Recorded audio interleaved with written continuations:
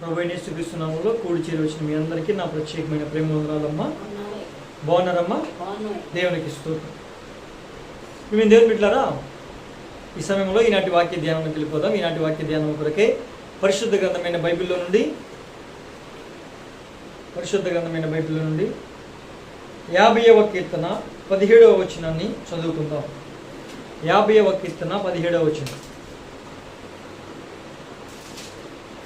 దిద్దుబాటు నీకు అసహ్యము కదా, నీవు నా మాటలను నీ వెనుకకు త్రోసివేసేదవు. మేము దేవుని బిడ్డారా, మనం గమనిస్తే ప్రభువైన యేసయ్య ఇక్కడ చెబుతున్న విషయం ఏంటంటే, దిద్దుబాటు నీకు అసహ్యం అంటున్నాడు. మీరు ఒకసారి ఆలోచన చేయండి. మనకి దిద్దుబాటు అసహ్యమా, దిద్దుబాటు ఇష్టమా? దిద్దుబాటును మనం అసహించుకోవాలా, ఇష్టపడాలమ్మా? ఎందుకని? మనం సరి చేసేది, మనల్ని కడిగేది దిద్దుకోవడం ద్వారానే కదా. మన తప్పులన్నింటి కూడా మనం ఒక్కొక్కటి కూడా తీసివేసుకునేది. అయితే ఈ క్రమంలో ఈ దిద్దుబాటు అనే విషయంలో, దిద్దుబాటు మనం ప్రేమించాలి అనే విషయం మనం గ్రహించాం. దిద్దుబాటు మనం ఇష్టపడాలి అనే విషయాన్ని గ్రహించాం కదా. ఈ క్రమంలో మనం ఏ విషయంలో దిద్దుబాట్లు చేసుకోవాలి అంటే చాలా విషయాలు ఉంటాయి. ఉంటాయమ్మా? చాలా ఉంటాయి. ఇప్పుడు ఆ చాలా విషయాల్లో ఒక విషయాన్ని మాత్రమే మనం మాట్లాడుకుంటాం. చాలా విషయాల్లో ఒక విషయాన్ని, అది కూడా విస్తారంగా ఏమి మాట్లాడడం కానీ, కొద్ది మాటలు సూటిగా తేటగా ప్రభువారు మనతో మాట్లాడాలని ఆయన ఆశపడుతూ ఉన్నారు. కనుక మనం ఆయనకి అప్పగించుకుందాం. మనం గమనిస్తే కోపము అనే విషయంలో మనం దిద్దుకోలే వద్దండి. కోపము అనే దాన్ని మానేయలే వద్దా? కోపము అనే విషయంలో మనం సరి చేసుకోలే వద్దా? కోపపడుడి కానీ పాపము చేయకుడి అని ఉంది. అంటే కోపము సహజంగా వస్తూ ఉంటుంది. ఇప్పుడు మనకి నచ్చని పని చేసినప్పుడు కానీ, మనం వద్దన్న పని చేసినప్పుడు కానీ, కాని పని చేసినప్పుడు కానీ, చేయకూడని పని చేసినప్పుడు కానీ, ఖచ్చితంగా నీతిగా నిజాయితీగా జీవించే వాళ్ళకి ఎలా ఉంటుందండి? కొంచెం కోపం వస్తుంది. ఇప్పుడు ఆ కోపంలో కోపపడవచ్చు, కానీ ఏం చేయకూడదండి? పాపం చేయకూడదు. ఇప్పుడు మనం ఉన్నాం, మన పిల్లలు వద్దన్న పని చేస్తూ ఉంటారు. చేయొద్దన్న విషయాల్లో ఎక్కువగా ఇన్వాల్వ్ అవుతూ ఉంటారు. అలాంటప్పుడు మనం ఏం చేయాలి? వాళ్ళని కోపపడాలి, గద్దించాలి, బుద్ధి చెప్పాలి. కానీ నోటికి ఇష్టం వచ్చినట్లుగా మనం మాట్లాడకూడదు. కానీ మాట మనం ఇప్పుడు కోపపడుడి కానీ పాపం చేయకుడి అంటే అదే కదా అర్థం. కనుక మనం కోపం వచ్చినప్పుడు దాన్ని చూపించే విధానం ఉంటుంది, కానీ పాపం అనే దాన్ని మాత్రం వెళ్ళకూడదు. అయితే ఈ కోపం విషయంలో చేయకూడని,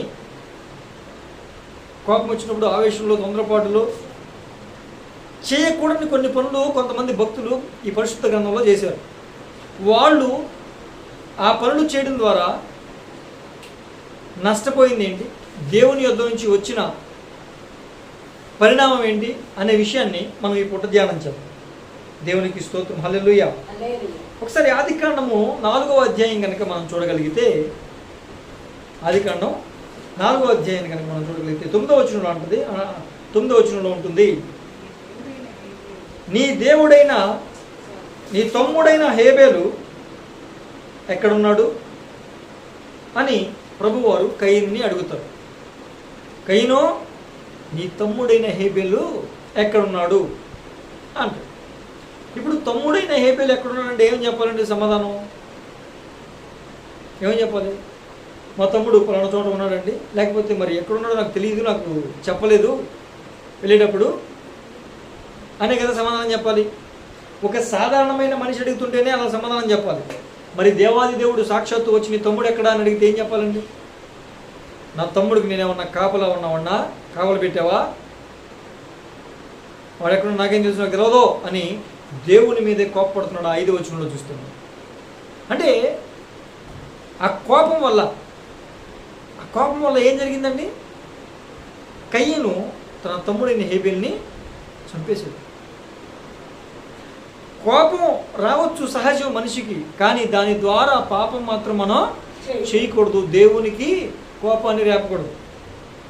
అవునంటారా కాదంటారు? ఇప్పుడు కయ్యను కోపంతో రగిలిపోయి తమ్ముడిని చంపేశాడు కదా. దేవుడు వచ్చాడు, అడిగాడు, అయినా కోపంతోనే సమాధానం చెప్పాడు. దేవుని కోపం రగిలింది.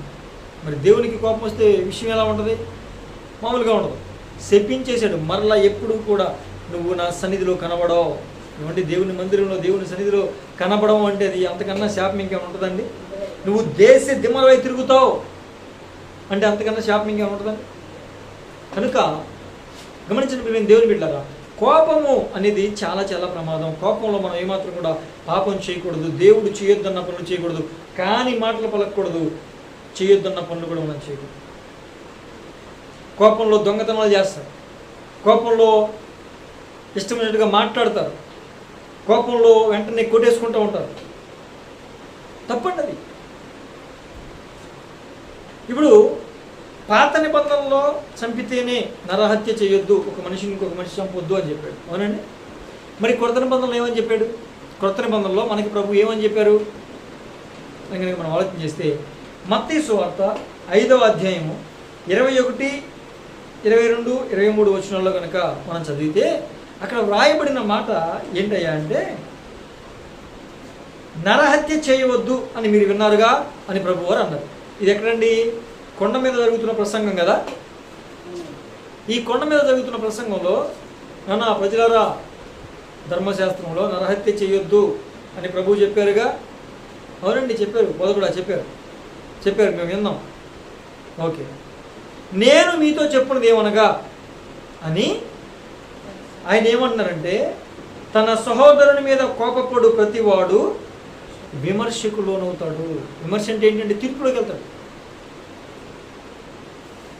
విమర్శించటం, తీర్పు తీర్చటం. తన సహోదరుని మీద కోపపడితే, సహోదరులు అంటే ఎవరండి? ఇరుగు పొరుగు వాళ్ళందరూ కూడా సహోదరులే కదా. ఇంట్లో ఉన్నవాళ్ళు కూడా సహోదరులే కదా. మరి తన సహోదరుని మీద కోపపడిన ప్రతి వాడు కూడా ఎక్కడికి వెళ్తాడంటండి?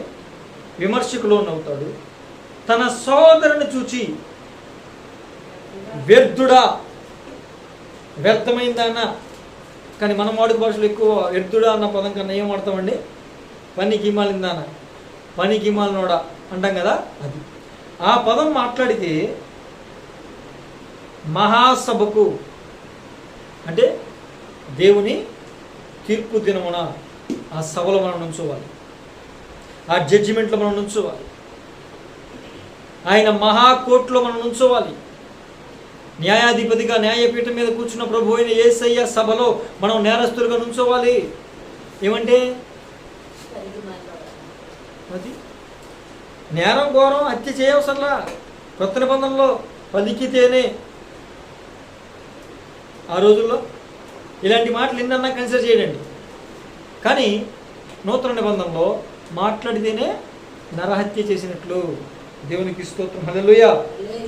ఇంకొకటి, ఎవరైనా సహోదరుని ద్రోహి, అరే నువ్వు ద్రోహిరా, నమ్మక ద్రోహం చేసావు, ద్రోహి నువ్వు అన్నారు అనుకోండి,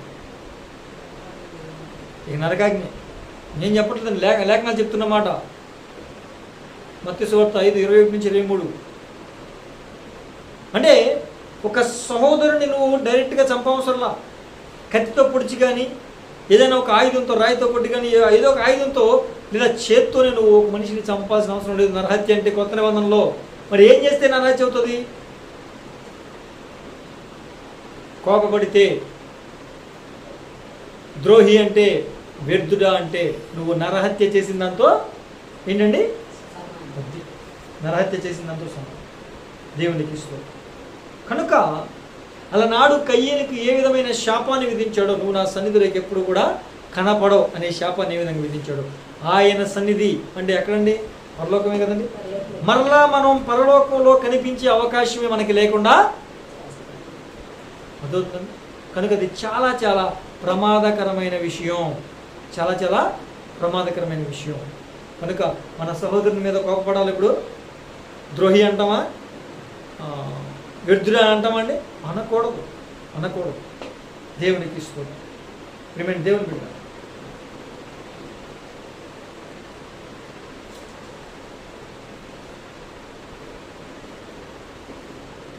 ఇంకోటి ఏమంటాడంటే, నీ సహోదరునికి నీకు నీ సహోదరుని మీద, నీకు పొరుగువారి మీద నీకు కోపం లేదు, నువ్వు మంచి వ్యక్తివి, అసలు నువ్వు ఏమాత్రం కూడా వాళ్ళని అనలా, బాధ పెట్టలా, ఇబ్బంది పెట్టలా, నీ తరపు నుంచి అంతా కూడా నువ్వు పర్ఫెక్ట్గా ఉన్నావు. వాళ్ళే నిన్ను కావాలని ఏదో కూడా అంటున్నారు, వాళ్ళే నిన్ను కావాలని నిందిస్తున్నారు, వాళ్ళే నిన్ను కావాలని ఇంకొకటి చేస్తున్నారు. అలాంటప్పుడు కూడా ఒకవేళ నీ సహోదరునికి, నీ పొరుగువానికి నీ మీద కోపం ఉంది అని నీకు తెలిస్తే, అని నీకు గుర్తుకొస్తే ఏం చేయాలంటండి? నీవే వెళ్ళి, ఎవరు వెళ్ళాలి? నువ్వే వెళ్ళి సమాధాన పడాలి.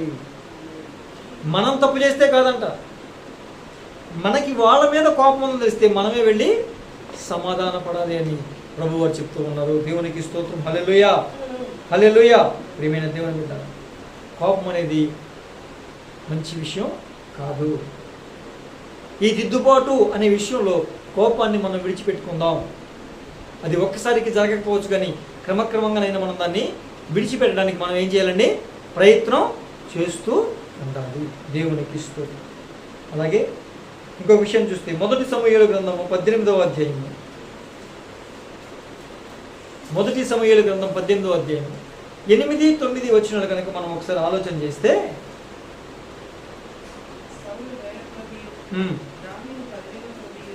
సౌలు 1000 కొలదియు దావీదు 10,000 కొలదియు శత్రువులను హతము చేసిరని ఆ మాటలు సౌలుకు ఇంపుగా ఉండనందున అతడు బహు కోపము తెచ్చుకుని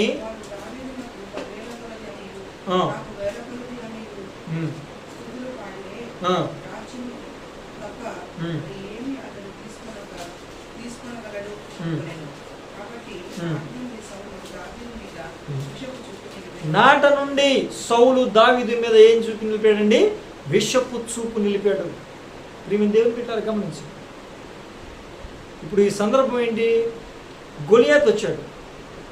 40 రోజుల నుంచి ఒకటే గోల, మీలో ఎవడైనా మగోడు ఉంటే రండి, ఒక్కడ తేల్చుకుందాం, నేను ఒక్కడిని వస్తా మా తరపు నుంచి, ఫిలిస్తీన్ల తరపు నుంచి, ఇశ్రాయేల్ తరపు నుంచి మీలో ఎవరైనా ఒకడు ఉంటే రండి. నేను ఓడిపోతే మా వాళ్ళందరూ మీకు దాసులు అవుతారు, మీ ఓడి ఓడిపోతే మీరందరూ మాకు దాసులు అవుతారు, ఇది చాలు, అందరూ యుద్ధం చేసుకోవాల్సిన అవసరం లేదు అని వాడు కేక వేస్తుంటే సౌలు గారు ఎక్కడున్నాడండి? గుడారంలోకి వెళ్ళిపోయి దాక్కుని, ఎవరైనా గొలియాతుని చంపితే వాడికి బహుమానం, నా రాజ్యంలో సగం భాగం ఇస్తా, నా కూతురునిచ్చి పెళ్లి చేస్తా అని బహుమతులు ప్రకటించాడు. ఏమన్నా మీరు గమనించండి ప్రియమైన దేవుని బిడ్డ, రాజ్యాన్ని ప్రభు చేతికి అప్పగించి దాన్ని విస్తరింపజేయమంటే దాన్ని ఏం చేస్తున్నాడు మనోడు? ముక్కలు చేస్తున్నాడు. దాన్ని ఏం చేస్తున్నాడండి? ముక్కలు చేస్తున్నాడు. మరి ఇప్పుడు ఇది దేవునికి ఇష్టమైన విషయం అండి?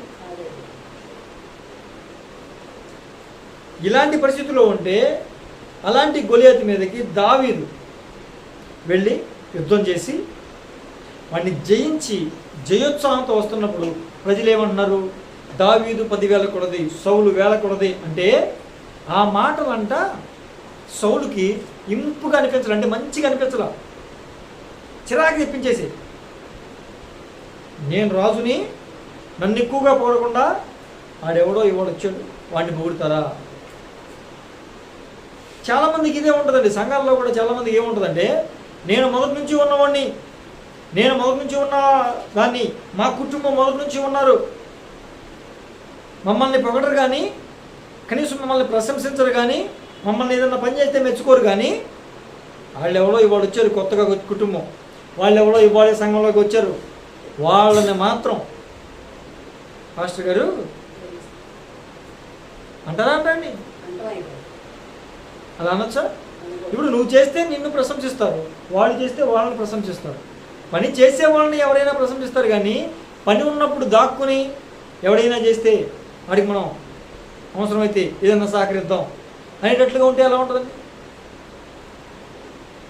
అలాంటి విషయాల్లో మళ్ళీ ఎలా వస్తుంది? వీళ్ళకి చిరాకు వచ్చేస్తుంది, కోపం వచ్చేస్తుంది. నాకన్నా వాళ్ళని ఎక్కువ మెచ్చుకున్నారు పాస్టర్ గారు, వాళ్ళు చేశారు కాబట్టి మెచ్చుకున్నారు, నువ్వు చేయలేదు కాబట్టి మెచ్చుకోవట్లా అనే విషయాన్ని గ్రహించరు. దాని ద్వారా ఆ చిరాకు, ఆ విసుగు కోపంగా మారిపోద్ది. ఆ కోపం ద్వారా ఏం చేస్తారండి? వాళ్ళ మీద అసూయ చూపు నిలుపుతారు. ఇక్కడ సౌలు దావీదు మీద ఏ చూపు నిలిపాడండి? విషపు చూపు నిలిపాడు. అసూయగా చూస్తూ ఉంటారు. ఇక చూసినప్పుడు కోపంతో చూస్తూ ఉంటారు. ఇది దేవునికి ఇష్టమైన పనా? ఇది దేవునికి నచ్చే విషయమా?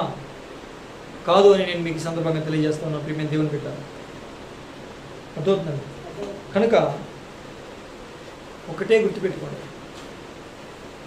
ముందొచ్చారా వెనకాల వచ్చారా కాదు, దేవుని పని చేసినప్పుడు వాళ్ళు ప్రశంసకు అర్హులు. కాబట్టి ఎవరు కూడా దైవజనుల మీద కానీ, ఎవరినైతే ప్రశంసిస్తున్నారో దైవజనులు పరిచర్య చేశారని వాళ్ళ మీద కానీ మీరు కోపపు చూపు కానీ అసూయ చూపు కానీ మీరు నిలపకూడదు. అలా నిలిపితే మీకు ఆశీర్వాదం కాదు, ఆ కోపం మంచిది కాదు అని, అది మీకు ఆశీర్వాదం కాక శాపాన్ని తీసుకొచ్చి పెడుతుందని నేను మీకు ఈ సందర్భంగా మనవి చేస్తా ఉన్నా. ప్రియమైన దేవుని బిడ్డ, ఇంకొక విషయాన్ని చూస్తే ఆదికాండము 39 ఆదికాండము 39:19 ఆదికాండం 39:19 మనం చూస్తే, తన భార్య తనతో చెప్పిన మాటలు విన్నప్పుడు మిక్కిలి కోపముతో మండిపడ్డాడు. ఎవరు? పోతీఫరు భార్య యోసేపుని ఏం చేసిందండి? ఒక అన్యాయంగా అక్రమంగా ఒక కేసులో ఇరికించేసింది. భర్త రాగానే లేనిపోని మాటలన్నీ చెప్పేసి చేసిందంతా ఏమా ఎవరి మీద చెప్పిందండి? యోసేపు మీద చెప్పింది. భార్య చెప్పిందో లేదో మనోడు ఎలా ఆ మాటలు వినిన వెంటనే ఏం చేశాడంటే కోపంతో ఊగిపోయాడు. చాలామంది చెప్పుడు మాటలు విని ఇష్టం వచ్చినట్టుగా ప్రవర్తిస్తూ ఉంటారు. ఏ మాటలు వింటారండి? చెప్పుడు మాటలు వింటారు. ఇదిగో వాళ్ళలాగా, మీ అబ్బాయి ఏం చేశాడు తెలుసా, మీ అమ్మాయి ఏం చేసింది తెలుసా, మీ కోడలు ఏం చేసింది తెలుసా, మీ అల్లుడు ఏం చేశాడు తెలుసా, అరే మీ అమ్మ ఏం చేసింది తెలుసా, మీ అత్త ఏం చేసింది, నీకెందుకు? ఒకవేళ అలాగే చెప్పుడు మాటలు విన్నప్పుడు మనం ఏం చేయాలంటే అది ఎంతవరకు నిజం ఎంతవరకు అబద్ధం అనే విషయాన్ని మనం ఒక్కసారి ఆలోచన చేయాలి. వెంటనే కోపంతో రగిలిపోవడం కాదు, వాళ్ళు అలా చేశారు ఇలా చేశారని. అందులో నిజం ఎంత అబద్ధం ఎంత అని తెలుసుకోవాలి. కానీ ఇక్కడ కోపంతో రగిలిపోయి వెంటనే ఏం చేశారండి? నిర్దోషైనటువంటి, ఏ అపంశుభం తెలియని, పాపం దూరంగా పారిపోయినటువంటి ఒక మంచి వ్యక్తిని జైల్లో పెట్టించాడు. శిక్షించే పరిస్థితులు అక్కడ కనబడతా ఉన్నాయి. కనుక చెప్పుడు మాటలు మనం వినకూడదు. చెప్పుడు మాటలు విని మనం కోపం ప్రదర్శించకూడదు. దానిలో నిజమెంత అబద్ధం ఎంత అనే విషయాన్ని మనం గ్రహించే వాళ్ళంగా ఉండాలి. దేవునికి స్తోత్రం. హల్లెలూయా. ఏమైనా దేవుని బిడ్డ. అలాగే ఇంకొక విషయం కనుక మనం చూస్తే సంఖ్యాకాండము 22వ అధ్యాయము 27వ వచనం. సంఖ్యాకాండం 22:27 చూస్తే, గాడిద మీద బిలాము కోపము మండి తన చేతికర్రతో గాడిదను కుట్టాడండి. తన చేతికర్రతో గాడిదని ఏం చేశాడండి? కుట్టాడు. ఏమయ్యా బిలాము గారు, గాడిదని మీరు ఎందుకు కొట్టారు అంటే, ఇది నేను చెప్పినట్లుగా చేయట్లేదండి, నేను చెప్పినట్టు వింటలేదండి, నేను ముందుకు వెళ్ళంటే వెళ్ళట్లేదండి, ఆగిపోయిందండి అంటాడు. అసలు అక్కడ జరిగిన సందర్భం ఏంటండి? బాలాకు రాజు బిలాముకి కానుక రాసి చూపించాడు. దేనికోసం? దేవుని ప్రజలైన ఇశ్రాయేల్ ప్రజలని శపించడానికి. ఏమండి? దేవుడు ఆశీర్వదించే వారిని శపించవచ్చా అండి? శపించడానికి మనం ప్రయత్నించవచ్చా అండి? దేవుడు అన్నాడు, ప్రార్థన చేస్తే నువ్వు అలా చేయకూడదు నాన్న, వాళ్ళని పంపించేయంటే వినలా. దేవుడిని బతికినాడు, అయ్యా ఇంత కానుక నాకు ఎప్పుడు రాదు, ఇది నేను సేవకే వాడతా, అసలు ఇంత సందా మామూలుగా రాదు, నీ సేవకే వాడతా, కొన్ని మందిరాలు కట్టేస్తా అని దేవుని ప్రజలను శపించడానికి, ఒక వ్యక్తికి నచ్చింది, ఒక వ్యక్తి కోరుకున్నది చేయడానికి, అది దేవునికి విరోధమైన పని, అది కూడా చేయడానికి పూనుకున్నాడు. ప్రభు ఏం చేశాడు? విసిగిస్తే సరిపో అన్నాడు, కానీ వెంటనే ఖడ్గం పట్టుకుని బయలుదేరి చంపడానికి ప్రయత్నం చేశాడు. ఎప్పుడైతే చంపడానికి ప్రయత్నం చేశాడో గాడిద ఆ ఎదురుగా నిలబడిన దూతను, ఖడ్గంతో పట్టుకున్న దూతను చూసింది, ఆగిపోయింది. ఒకసారి పక్కకి తీసుకెళ్ళింది, ఇంకోసారి ఇంకో పక్కకి తీసుకెళ్ళింది, మరొకసారి, ఇక మూడోసారి ఆగిపోయింది.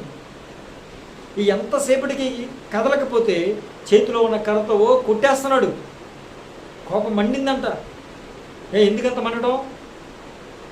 కొట్టేస్తుంటే వెంటనే దేవుడు గాడిదకి నోరిస్తే ఆ గాడిద అందంట, అయ్యా ఎందుకు నన్ను కొడుతున్నావు అంటే, మరి కొట్టకపోతే నేను ఏం చేయాలి అంటే అప్పటికి కూడా గ్రహింపు లేదు. అరే గాడిద మాట్లాడుతుందండి, నా దగ్గరకు వచ్చి ఇంతకాలం అయింది, ఒక్కసారి కూడా ఒక్క మాట మాట్లాడాలి, ఈరోజు మాట్లాడుతుందండి అని గ్రహింపు లేదు. కోపంలో ఉండిపోయాడు. మరి కొట్టకేం చేయమంటావు నన్ను? నేను ముందుకు వెళ్ళాలని చెప్తున్నా. కానుక అక్కడ ఎదురు చూస్తూ ఉంది. బాలాకు రాజు గొప్ప కానుక నాకు ఎవరైనా రెడీగా ఉన్నాడు. బాలాకు చెప్పింది చేసి వెంటనే కానుక తెచ్చుకోవాలి అంటే నువ్వు ముందుకెళ్తలేదంటే, అయ్యా నీ దగ్గరికి వచ్చినప్పటి నుంచి ఇప్పటి వరకు ఎప్పుడైనా నేను ఈ విధంగా ప్రవర్తించానా? అదేగా నా బాధ కూడా. ఇంతకుముందు ఎప్పుడైనా నువ్వు ఈ విధంగా చేస్తే నేను అంతగా ఫీల్ అయ్యేవాడిని కదా, ఇంత కోపం నాకు వచ్చేది కాదు. నువ్వు ఎప్పుడు చేయలా. ఇదిగో రాక ఒక మంచి అవకాశం నా చేతికి వస్తే ఆ అవకాశం చేర్చేలాగా ఈ రోజు ఇలా ప్రవర్తించడం ద్వారా నాకు నీ మీద కోపం మండిపోయింది, అందుకే కొట్టా అంటే అప్పుడు చెప్పింది. ఎదురుగా చూడయ్యా, దేవదూత కత్తి పట్టుకున్నాడు. నేను ఇక్కడ నుంచి ఒక ముందడుగేస్తే నీ తల తెగి పడిపోద్ది, అందుకే నేను ముందడుగేయట్లేదు అంటే అప్పుడు దేవుడు ఆయన మనోనేత్రాలు తెరిస్తే అప్పుడు ఖడ్గాన్ని చేత పట్టుకున్న దూత బిలాముకు కనపడ్డాడు. అప్పుడు మోకలేశాడు. అంటే ఇప్పుడు ఈ గాడిద ఏ స్థానంలో ఉందండి? బిలాముకి మేలు చేసిన స్థానంలో ఉంది, అవునా కాదండి? చాలామంది మనకి ఎవరైతే మేలు చేస్తారో వాళ్ళ కీడు మనం కోరుకుంటాం. మనకి ఎవరైతే మేలు చేస్తారో వాళ్ళ మీద కోపాన్ని పెంచుకుంటాం. మనకి ఎవరైతే మన మేలును కోరుకుంటారో, మన మేలుని వాళ్ళు కాంక్షిస్తారో వాళ్ళ మీద మనం కోపాన్ని, ద్వేషాన్ని కలిగి ఉంటాం, ప్రదర్శిస్తూ ఉంటాం, చూపిస్తూ ఉంటాం. వాస్తవానికి మనం చేసేది తప్పు అన్న విషయం గ్రహించేసరికి అప్పటికే చాలా నష్టం జరిగిపోతూ ఉంటుంది. కనుక మనకి మేలు చేసే వారిని మనం కోపపడకూడదు, మనకు మేలు చేసే వారి మీద ద్వేషాన్ని పెంచుకోకూడదు. దేవునికి స్తోత్రం. దానివల్ల కలిగేది నష్టమే తప్ప లాభమేమీ లేదు. కనుక మన కోపం ఏ విధంగా ఉంటుంది? సహోదరుల్ని దూషించే విధంగా మన కోపం ఉంటుందా అనే విషయం మనం గమనించుకోవాలి. లేదు, ఒకడు దేవుని పని చేస్తున్నప్పుడు వాళ్ళని దేవుడు ప్రశంసించి ఆశీర్వదిస్తే వాళ్ళ మీద విషపు చూపు, అసూయ చూపు నిలిపి వాళ్ళ మీద కోపంతో రగిలిపోయే వాళ్ళలాగా ఉంటున్నామా ఒకసారి పరిశీలన చేసుకోవాలి. రెండోది, మన మేలును కోరుకుంటున్న వారు, మనకి మేలు చేస్తున్న వారిని మనం కోపంతో చూస్తున్నామా? వాళ్ళ మీద ద్వేషాన్ని పెంచుకుంటున్నామా? ఒకసారి ఆలోచన చేసుకోవాలి.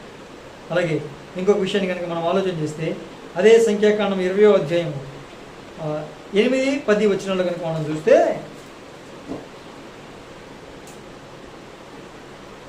బండతో ప్రభువారు మాట్లాడు అంటే ఏం చేసిందండి? బండనే దేవుడు చెప్పిందండి, ఏం చేసిందండి? గమనించండి. ఎందుకు? మోషే గారు అంటేనే సాత్వికుడు, మోషే గారు అంటేనే భూమి అంతటిలో సాత్వికమైన వాడు, దేవుని ఇల్లంతటిలో దేవునికి నమ్మకమైన వాడు. అంటే మాట చెప్పింది చెప్పినట్టు చేస్తాడు. మందిర ఉపకరణాల విషయంలో ఎక్కడెక్కడ ఏది ఉండాలో కొలతలతో సహా ఇంచి కూడా అటు ఇటు జరగకుండా చేయించిన వాడు మోషే. ఇప్పుడు మనం అనుకోండి, నేనైతే అసలు అంత చేయించలేను, ఎందుకంటే నాకు ఒకసారి చెప్పిన విషయం గుర్తుండదు, మీ పేపర్ మీద ఉండాలి, చూపించడం అంతే. ఇలా ఎలా ఉండాలి, అన్ని కొలతలు ఒకేసారి చెప్తే అన్ని కొలతలు తూచి తప్పకుండా పాటించాడు. అలాంటిది అన్ని మాటలు తూచి తప్పకుండా చిన్న ఇంచి కూడా అటు ఇటు కాకుండా పాటించిన మోషే గారు బండతో మాట్లాడయ్యా అంటే బండను ఎందుకు కొట్టాడు అంటే కోపం వచ్చేసింది. ఇక వాళ్ళు పదే విసిగిస్తున్నారు, మమ్మల్ని ఎరణ్యంలో చంపడానికి తీసుకొచ్చారా? ఎడారిలో క్షమించాలి, ఐగుప్తులో సమాధులు లేవా? మమ్మల్ని ఇక్కడ ఎడారిలో చంపేస్తారా? మీరు అసలు ఏం మాట్లాడుతున్నారు? మాకు ఇక్కడ తాగడానికి నీళ్ళు లేవు అని పదే ఏదో మాంసం కావాలని ఒకసారి, అది కావాలని ఒకసారి, ఇది కావాలని ఒకసారి, ఇలాగా గొనిగి సనుగుతూ ఉంటే ఇక వాళ్ళ మీద విసుగొచ్చి కోపంతో రగిలిపోయి బండతో మాట్లాడిన ప్రభు చెప్తే వెళ్ళి బండనే వాళ్ళ మీద కోపంతో కొడిచాడు. వాళ్ళ మీద కోపంతో ఏం చేశాడండి? దేవుని ఆజ్ఞను మీరేడా? అప్పుడు జరిగిన విషయం ఏంటి? నానా నువ్వు ఆ రోజున బండతో మాట్లాడంటే కొట్టావు, ఇక చాలు, ఇదిగో ఈ పర్వతం మీద, జబ్బు పర్వతం మీద చూపించాడు, చూడు నాన్న, అది వాగ్దాన దేశం. ఆ నది కనబడుతుందా? ఆ నది అవతల నీకు ఒక దేశం కనబడుతున్న ప్రాంతం, ఆ ప్రాంతమే వాగ్దాన దేశం. ఆ ప్రాంతం ఎక్కడి నుంచి చూడు, నువ్వు అక్కడికి వెళ్ళవు, నీ మీద ప్రణాళిక నేను ఆపేస్తున్నా, నీ యెహోషువ మీద, యెహోషువ ఇక్కడి నుంచి వాళ్ళని తీసుకెళ్తాడు అని చెప్పి. చూసారా, కోపం వల్ల దేవుని ప్రణాళిక మారిపోయింది. మన ద్వారా జరిగించాల్సిన పని, దేవుని పని వేరే వాళ్ళ ద్వారా జరిగించుకుని మనల్ని అక్కడితో ఆపేస్తారు. ప్రణాళిక మారిపోయే అవకాశం ఉంటుంది. కనుక మనం కోపపడే వారంగా ఉండకూడదు. దేవునికి స్తోత్రం, హల్లెలూయా. దేవునికి కోపం వస్తే ఏం చేస్తుందండి? ప్రణాళికను మార్చేస్తాడు. ఆయన ఇల్లంతట్లో నమ్మకమైన వాడైనా, ఎంత పరిశుద్ధుడైనా దేవుని మాట తూచ తప్పకుండా పాటిస్తేనే, లేకపోతే ఖచ్చితంగా ప్రణాళిక మారిపోయి ఇంకొకరి మీదకి ఆ ప్రణాళిక వెళ్ళిపోయే అవకాశం ఉంటుంది. ఇప్పటి వరకు మనకు కోపం వస్తే నష్టపోయినవి చూసాం కదా. దేవునికి కోపం వస్తే ఏం జరుగుతుందో ఒక 2-3 విషయాలు టకటక మనం మాట్లాడుకుని త్వరగా ముగించేసుకుందాం. అదే ద్వితీయోపదేశకాండం 4:21లో దేవుడు చెప్పాడు ఏమని? దేవుడు నా మీద కోపపడి నేను యోర్దాను దాటను, నువ్వు యోర్దాను దాటకూడదు, ఇక్కడి నుంచే ఆ దేశాన్ని చూడు, ఇక్కడ నేను తీసేసుకుంటాను అన్నాడు. వాస్తవానికి ప్రణాళిక ప్రారంభించబడినప్పుడు 40 సంవత్సరాల క్రితం జరిగిన విషయం ఏంటండి? దేవుడు చెప్పిందండి, ఐగుప్తు దేశం నుంచి ఉన్న వాగ్దాన దేశానికి ఎవరు చేర్చాలి? మోషే, నువ్వే చేర్చాలని చెప్పాడు. అని మోషే తీసుకెళ్ళాలి. కానీ మధ్యలో కోపపడడం ద్వారా, దేవుడు మాటను తూచే తప్పి దేవునికి కోపాన్ని పుట్టించడం ద్వారా జరిగిన విషయం ఏంటంటే ప్రణాళిక దేవుడు ఆపేశాడు. వాగ్దాన దేశంలో, ఈ లోకంలో వాగ్దాన దేశంలో, కనాన దేశంలో అడుగు పెట్టకుండా ప్రభువారు తన ప్రణాళికను మార్చేశారు. ఎంత గొప్ప దైవజనులైనా, ఎంత గొప్ప విశ్వాసమైనా, ఎంత గొప్ప పరిశుద్ధ పరులైనా దేవుని మాటలో ఒక్క విషయంలో ఒకవేళ ఇది అంత పెద్ద పొరపాట, ఏదో కోపంతో బండతో మాట్లాడంటే కొట్టాడుగా, నీళ్ళు వచ్చిందిగా, నీళ్లు తన ప్రజలకు ఇస్తాడు, కానీ శిక్ష మాత్రం తప్పు చేసిన వాళ్ళు ఖచ్చితంగా ఇస్తాడు. ఆయన దోషిని నిర్దోషిని ఎంచడు వాళ్ళెవరైనా. అలాగే 1 సమూయేలు 15:26 చూస్తే, ఇశ్రాయేలీయులందరి మీద రాజుగా నువ్వు తరతరాలు ఉంటావని సౌలుని నియమించాడు. నీ పిల్లలందరూ కూడా తరతరాలు నువ్వే రాజుగా ఉంటావు, నీ కుటుంబమే రాజుగా ఉంటుందని ప్రభువు చెబితే సౌలు ఇష్టం వచ్చినట్లుగా ప్రవర్తిస్తున్నాడు. దేవుని మాటను ఎక్కడికక్కడే మీరుతున్నాడు. 2 సంవత్సరాలు మాత్రమే పాటించాడు, 38 సంవత్సరాలు తనకు నచ్చినట్లుగా చేశాడు రాజ్య పరిపాలన. ఇక దేవుడు చూశాడు, దేవుడి కోపం రగిలింది, విసుగొచ్చింది దేవుడికి. వెంటనే నేను ఇతనికన్నా ఒక మంచి వ్యక్తిని కనుగొన్నాను, ఇతని మీద ప్రణాళిక అతని మీదకి వేస్తున్నాను, దావీదును కనుగొన్నాను అని చెప్తాడు. దావీదును కనుగొన్నాను సౌలు. ఎందుకని?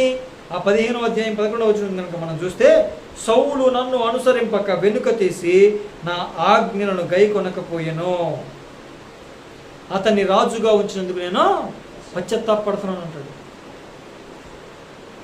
సౌలు నా ఆజ్ఞలు గైకొనలేదు, నా మాటలు వినలేదు, తనకు నచ్చినట్టు చేస్తున్నాడు, నేను చెప్పినట్టు చేయట్లేదు, కనుక అతని మీద ప్రణాళిక నేను తీసేశాను, మార్చేశాను, అది దావీదు మీదకి పంపించాను. అసలు సౌలుని రాజుగా నియమించినందుకు నేను పశ్చాత్తాపడుతున్నాను అని ప్రభువు వారు చెప్పడం మనం చూస్తాం. దేవునికి కోపం వస్తే మన స్థానం కూడా కదిలిపోద్ది, మన స్థానం కూడా మనకి లేకుండా చేసేస్తాడు ప్రభు. జాగ్రత్త. మనలో కోపం ఉంది, ఆ కోపాన్ని దేవునికి కోపం వచ్చేలాగా ప్రవర్తిస్తే, ఆ మనకు వచ్చిన కోపంలో పాపం చేస్తే ఖచ్చితంగా దేవుని కోపం రగులుకుంటుంది. దేవుని కోపం రగులుకుంటే ఖచ్చితంగా శాపం పాలవుతాం, శిక్ష పాలవుతామని నేను మీకు ఈ సందర్భంగా తెలియజేస్తామని ప్రేమైన దేవుని బిడ్డ. అలాగే కోరహు, అబీరాము, దాతాను కూడా దైవజనులకు వ్యతిరేకంగా, దేవుని మాటలకు ఆజ్ఞలకు విరుద్ధంగా దైవజనులకు వ్యతిరేకంగా లేచారు. దేవుడు ఏం చేశారండి? వాళ్ళ మీద కోపపడి భూమిని చీల్చి సజీవ సమాధి చేశారు. దేవుని ఆజ్ఞని మీరారు. మీరందరూ కూడా మోషేకు లోబడాలి, మోషే చెప్పినట్లుగానే చేయాలి అంటే, నువ్వేమన్నా పెద్ద గొప్పోడువా మా మీద మిమ్మల్ని ఇచ్చించుకోవడానికంటే? దైవజనులు ఏమన్నా పెద్ద గొప్పోడులా కాదు, కానీ దేవుడు వారిని ఎన్నుకున్నాడు, ఏర్పాటు చేసుకున్నాడు, అభిషేకించాడు, వారికి ఆధిక్యతనిచ్చాడు. కనుక దైవజనులు ఆత్మ నడిపింపుతో నడిపింపబడుతున్నప్పుడు ఆ ఆత్మ నడిపింపుకు మీరు కూడా అప్పగించుకోవాలి. కానీ మీరేమన్నా పెద్ద గొప్ప, మాకు కూడా పరిశుద్ధాత్మ తెలుసు, మాకు కూడా పరిశుద్ధాత్మ అభిషేకం ఉంది, మాకు కూడా బైబిల్ వాక్యాలు తెలుసు, మాకు కూడా ప్రార్థించడం తెలుసు అని దైవజనుడికి వ్యతిరేకంగా నిలబడకూడదు, తిరుగుబాటు చేయకూడదు. ఈరోజు నేను చాలామంది మాకు కూడా వచ్చండి వాక్యం చెప్పడం అని ఇష్టం వచ్చినట్లుగా చర్చిలోంచి బయటికి వెళ్ళిపోయి వేరే చోట మరలా వాళ్ళు సొంతంగా ప్రారంభించేసి వాళ్ళు చాలామంది ఉన్నారు. జాగ్రత్త. కోరహు, అబీరాము, దాతానులకు వెంటనే వచ్చింది. ఒకవేళ నువ్వు ఇట్టి పనులు చేసినా కూడా దేవుని కోపం వెంటనే నీ మీద రగలలేదని, ఇట్టి పనులు చేసినా దేవుని ఉగ్రత నీ మీదకి రాలేదని, దేవుడు నిన్ను శిక్షించలేదని, కేవలం ఆయన కరుణామయుడు, ప్రేమమయుడు, జాలిగల దైవం, క్షమించే దైవం, ప్రేమించే దైవం అనుకుంటే పొరపాటే. జాగ్రత్త. దేవుని ఉగ్రత రాబోతుంది. దేవుని మందిరాన్ని పాడు చేస్తే దేవుడు నిన్ను పాడు చేస్తాడు, జాగ్రత్త. ఎవరైతే దేవుని మందిరాన్ని పాడు చేస్తాడో నేను వారిని పాడు చేస్తానని ప్రభు వాక్యం సెలవిస్తూ ఉంది. దేవుని మందిరాన్ని పాడు చేసినప్పుడు దేవునికి కోపం వచ్చింది. ఆయన 3.5 సేవా జీవితంలో 3.5 సంవత్సరాల సేవా జీవితంలో 33.5 సంవత్సరాల తన జీవిత కాలంలో కోపపడిన సందర్భం ఒకటే కనబడుతుంది మనకి. యెరూషలేము మందిరాన్ని పాడు చేసినప్పుడు, వ్యాపార కేంద్రంగా మార్చినప్పుడు, వాళ్ళకి ఇష్టం వచ్చినట్లుగా చేసినప్పుడు దేవుని కోపం రగిలింది. మనం ఈ నూతన నిబంధనలో మనమే, మన దేహమే దేవునికి ఆలయం కనుక ఈ దేహాన్ని ఇష్టం వచ్చినట్లుగా ప్రవర్తించి నాశనం చేస్తే, పాడు చేస్తే ఆయన కోపం రగలక మునిపే నువ్వు మారు మనసు పొందాలా, దిద్దుబాటు చేసుకోవాలా. లేకపోతే ఆయన కోపం ఒకసారి రగిలిన తర్వాత నువ్వు మారు మనసు పొందిన, పశ్చాత్తాపడిన, దిద్దుబాటు చేసుకోవాలని ప్రయత్నించిన అవకాశం లేదు.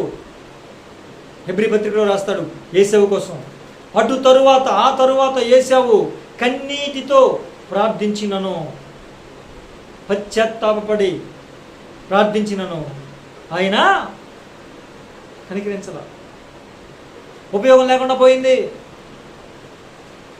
సమయం నీకు ఇచ్చిన ఆ తరువాత, అంటే సమయం అయిపోయిన తర్వాత నువ్వు పశ్చాత్తాపడినా, దిద్దుకోవాలని ప్రయత్నించినా నీకు అవకాశం ఉండదు. సమయం ఉండగానే నువ్వు సద్వినియోగపరచుకోవాలి. దీపం ఉండగానే ఇల్లు చక్కబెట్టుకోవాలి. నీ ఇల్లు అనే దేవాలయాన్ని పాడు చేసుకున్నావేమో, జాగ్రత్త. నీ ఇల్లు అనే దేవాలయాన్ని అది ఎలాంటి వ్యసనాలతోనైనా, ఎలాంటి పాపంతోనైనా, ఎలాంటి ఇచ్చలతోనైనా నువ్వు ఒకవేళ పాడు చేసుకుంటే గమనించండి, చాలా జాగ్రత్త. దేవుడు నీకు ఇస్తున్న అవకాశాలని సద్వినియోగం చేసుకోకుండా, గుర్తెరగకుండా, సమయం దాటిపోయాక నువ్వు పశ్చాత్తాపడినా నీకు ఉపయోగం ఉండదు.